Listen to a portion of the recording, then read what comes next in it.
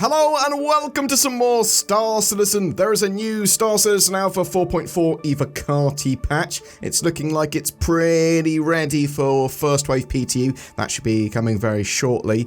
We have the latest RSI, Subflare and Ship of the Month post, and a load of very juicy dev responses with CIG talking about plans for crafting, base building, solo players, and much more. Also, a little sneak peek from a Twitter post about Squadron 42. So we had a new EVOCATI patch for 4.4 last night on the 4th of November. This was mostly bug fixes dealing with issues that were plaguing the EVOCATI build, such as social AI, killing each other in Levski, cargo loading and the Hull C.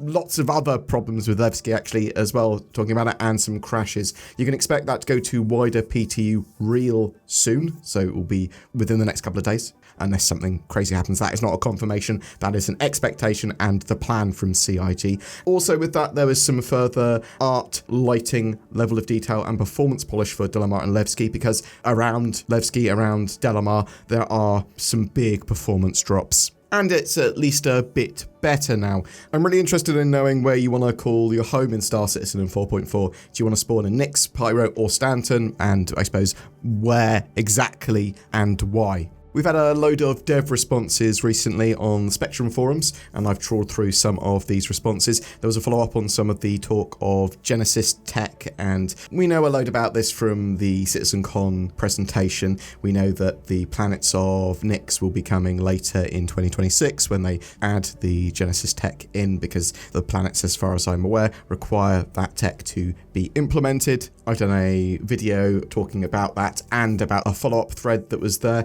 and this is another question I saw on that follow-up thread that just got answered by Ali Brown, Senior Director of Graphics and Procedural Tech.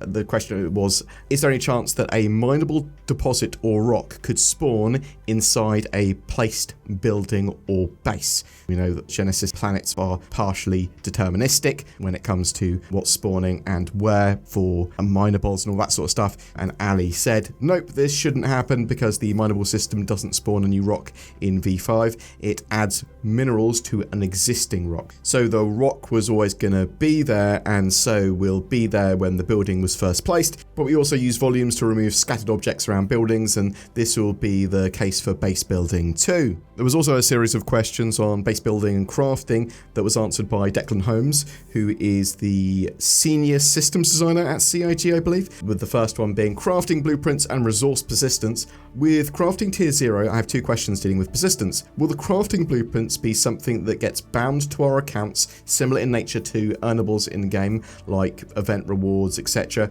or will they be more like items we can earn through gameplay like Wicklow, one being a lot easier to lose than the other?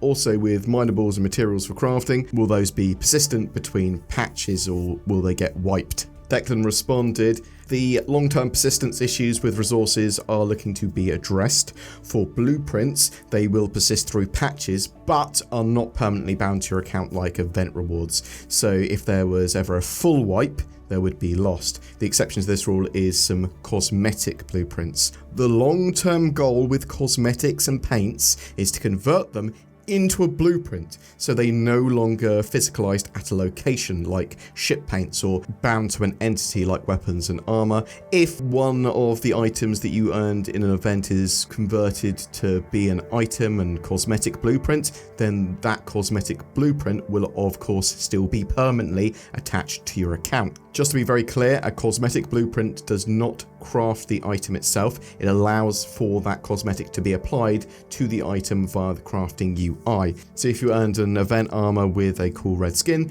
you could then craft, find, trade for better versions of that armor later on and apply your cool red event skin to it. That was really great to hear. We know that they're going to be testing crafting later this year. We'll be getting fabricators that we can place in our hangars or on ships or wherever. They're not going to be massive things, but they're going to be reasonably large. You'll need blueprints, and the blueprints are a big part of crafting in Star Citizen, and these effectively, when you unlock them, they stay with your character, but as Declan said there, if there's a full wipe during the alpha or beta of the game before 1.0 is released, then your collected blueprints would be wiped. You'll also start off with a selection of blueprints, but the rest you'll have to buy, find, do missions for, that sort of stuff. I really like the idea of cosmetics being blueprints that you can apply to stuff, because that gives you a reason then to sell them, because you can sell the full-on item already upgraded or whatever with a cool skin on it. Continuing with some more crafting questions. In the CitizenCon demo, you showed placing 1 SU boxes into a section of the crafting fabricator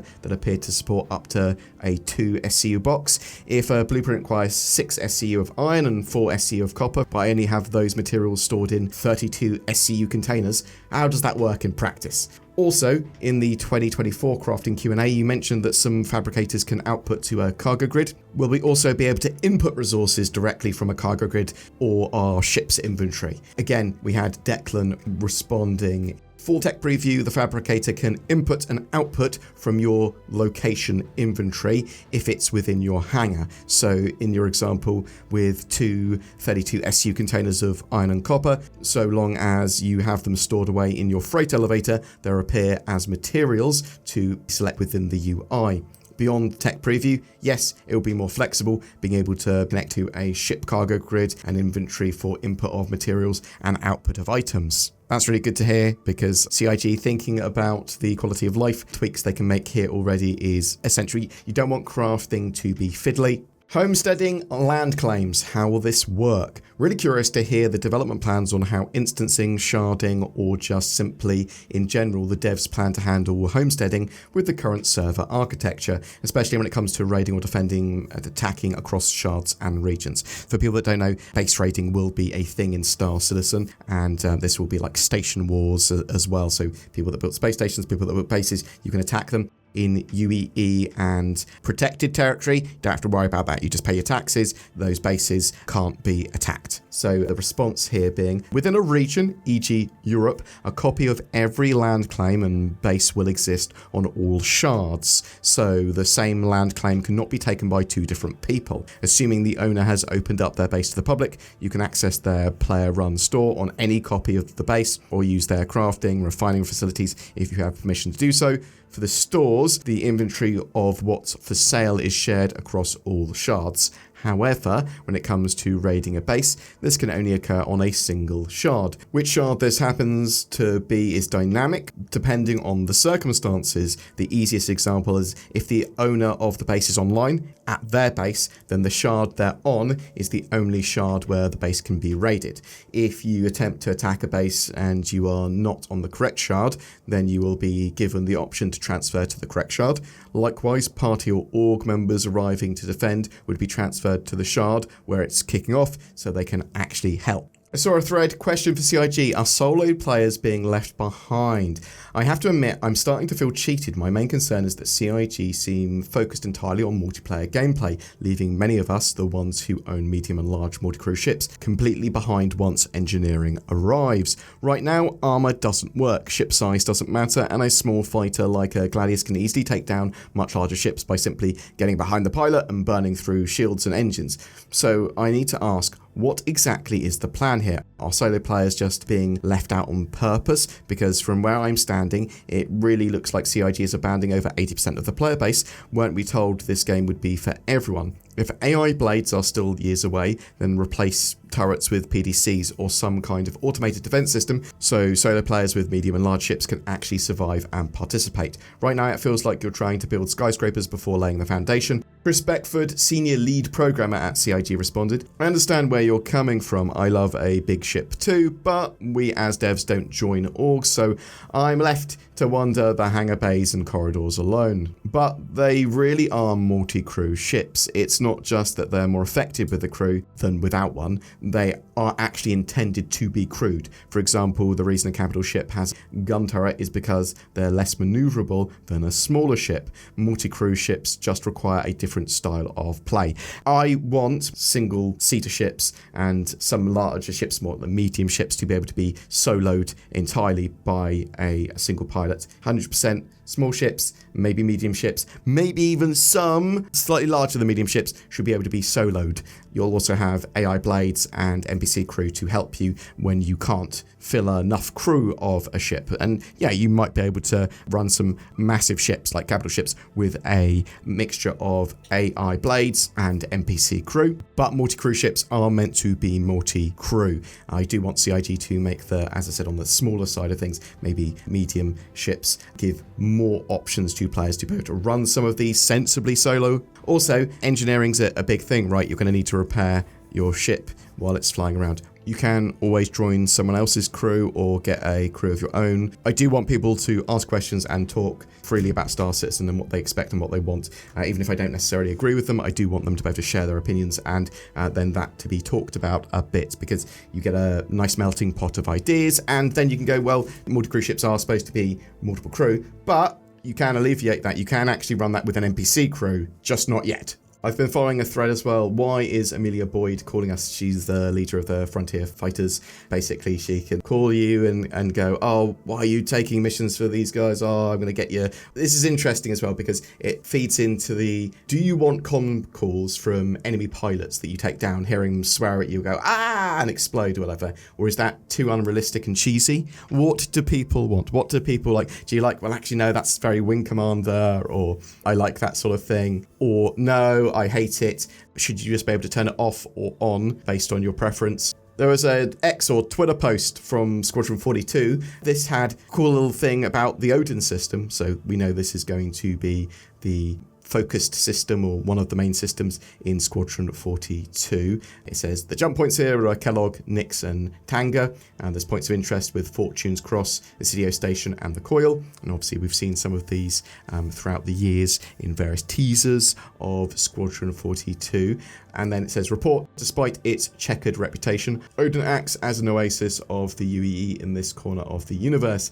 It directly connects to the Kellogg system, which enjoys UEE protection under the Fair Chance Act, as well as the unclaimed systems of Nix and Tanga. This is cool because obviously this is to give a bit more context to the rollout of the Nix system, which will be in our hands in Alpha 4.4, but it's next door to the Odin system, and that's in Squadron 42, and we'll get Odin at some point. One quick little last thing, November sub promos for RSI voluntary subscribers. The jump to Nix is almost open, with citizens from Stanton and Pyro preparing to make the dangerous journey to explore the Levski settlement, Glacium Ring, Asteroid Belt, and more. With so much adventure on the horizon, we're giving subscribers the perfect ship to traverse and survive the upcoming challenges. The ferocious Mirai Guardian. Alongside the original Mirai Heavy Fighter, Imperator subs can also fly the interdiction-based QI version or key version and the harder hitting MX variants. This month's flare is inspired by the infamous Headhunters gang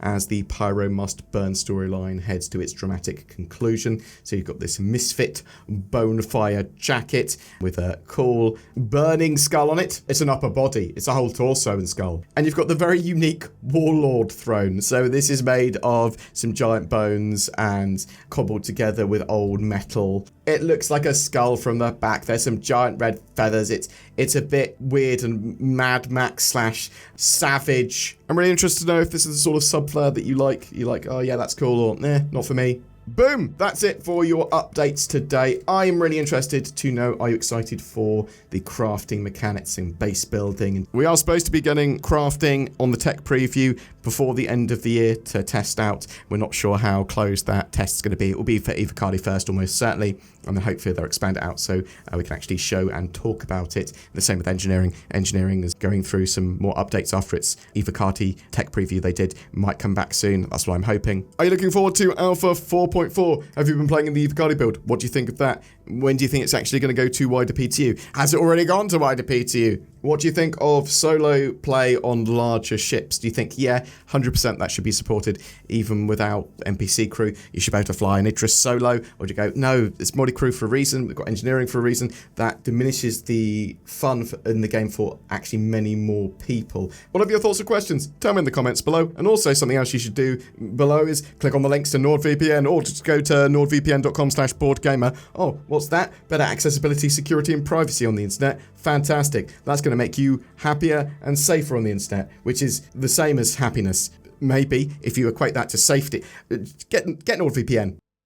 Every month we have a Star Citizenship giveaway. For November, we are giving away the latest in pristine technology, the Grey's Market Shiv, a heavy fighter with a bucket of weaponry, and the first compound ship in game. It is made up of a cutlass and a load of other ships stuck together. It comes with lifetime insurance and a game package, all you need to play Star Citizen. But we're also bundling in a CitizenCon digital goodies pack, just loads of FPS items and stuff that you can put around your hangar and your base eventually.